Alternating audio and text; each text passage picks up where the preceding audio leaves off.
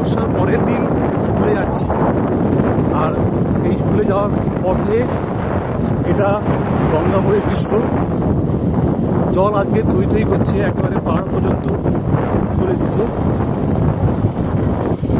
প্রতিদিন এগুলো দেখতে দেখতে, এগুলো উপভোগ করতে করতে আমার স্কুলে যাওয়া, আর এগুলোর জন্যই কিন্তু দিনের স্কুলের যাত্রাপথটা এত সুন্দর লাগে, এত টানে। আর এটার টানেই হয়তো আবার এই স্কুলে দ্বিতীয়বার জয়েন করা। শুধু দৃশ্যটা দেখুন, জোয়ারের জল একেবারে পাড় পর্যন্ত থই থই করছে।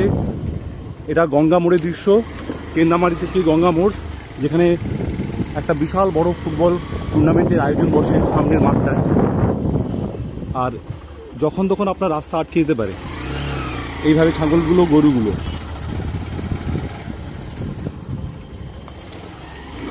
অভি যাচ্ছে ওই পাশ থেকে।